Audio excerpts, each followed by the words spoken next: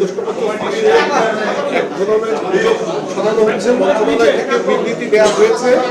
আপনারা এখন পর্যন্ত কতজনকে আটক করতে পেরেছেন এবং এটা আসলে কি চিহ্নিত করতে পেরেছেন? ধন্যবাদ আপনার প্রশ্নের জন্য।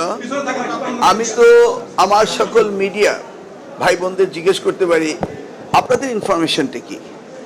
মূলত তো আমরা আপনাদের অপেক্ষায় থাকি, কিন্তু গুজব ছড়ায় কে? আপনাদের সতীর্থরাই তো। আমি আশা করব গুজব ছড়ানোর আগে যেন একটু ভেরিফাই করে না হয়। এটা আপনারা ইতিমধ্যে জেনেছেন, তাই না? ধন্যবাদ।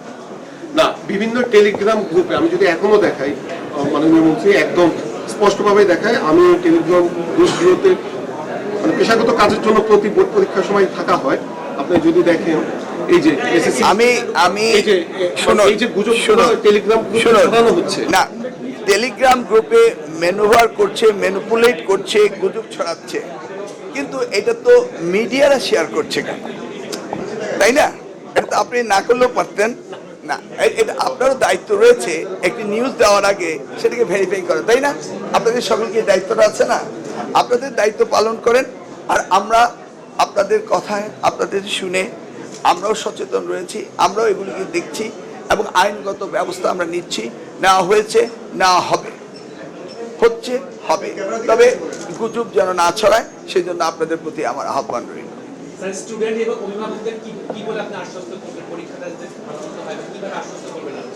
আমরা তো নন স্টপ বলে যাচ্ছি যে আমাদের সকল চেষ্টা রয়েছে সুন্দর পরিবেশে সুন্দর পরীক্ষা নেওয়ার জন্য, এবং এই গুজবে না কান দেওয়ার জন্য আমরা অনুরোধ করছি।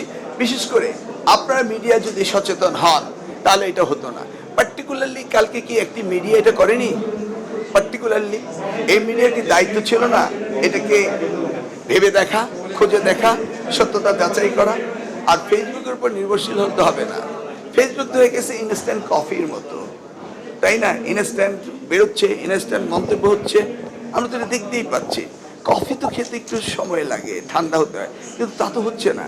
যেভাবে আবার অন্যান্য মিডিয়া, কয়েকটি মিডিয়া সেই ভিডিওগুলিকে আবার রেকর্ড করে পুনর্প্রচার করছে এবং তাদের পার্সোনাল ফেসবুকে করছে, এবং ওই টেলিভিশন এটিকে উইথড্র করার পরে গুজব নিশ্চিত হওয়ার পরেও যারা করেছে তাদের বিরুদ্ধে তো ব্যবস্থা নিতে হবে।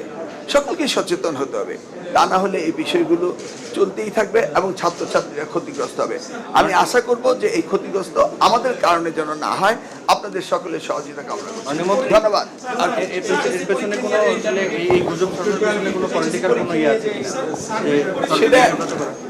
সেটা খুঁজে দেওয়ার দায়িত্ব আপনাদের, আপনারা খুঁজে দেবেন, বলবেন। পলিটিক্যাল কোনো মোটিভ আছে কিনা সরকারকে বিব্রত করতে, বিশেষ কোনো?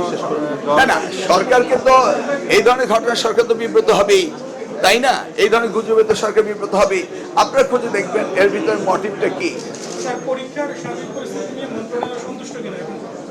এই যাবৎ আমি তো দেখছি আপনারা সন্তুষ্ট, আমরা সন্তুষ্ট, অভিভাবকরা সন্তুষ্ট, শিক্ষার্থীরা সন্তুষ্ট, পরীক্ষার্থীরা সন্তুষ্ট।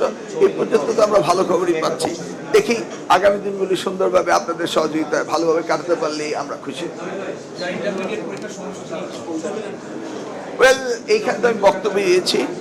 এখানে স্টেক হোল্ডার তো শুধু বোর্ড নয়, এখানে ইউনিভার্সিটিগুলো রয়েছে এবং ইউনিভার্সিটি এবং বোর্ড মিলে সমন্বিতভাবে এই ইন্টারমিডিয়েটের পরীক্ষার্থীদের তাদের যে একটা বিরাট গ্যাপ, এই গ্যাপটাকে সেশন জট যেটা হচ্ছে সেটাকে আমাদের আস্তে আস্তে গ্যাপ পূরণ করতেই হবে।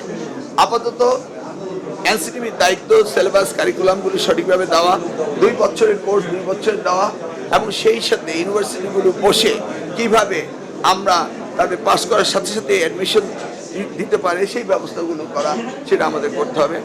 আমরা মনে করি ডিসেম্বর মাস হচ্ছে পরীক্ষার মাস, সেই সময় সকল পরীক্ষাগুলো শেষ হতে হবে এবং সেই সাথে জানুয়ারি থেকে নতুন ক্লাস শুরু হতে হবে, যেন কোনো ওয়েটিং টাইম না থাকে।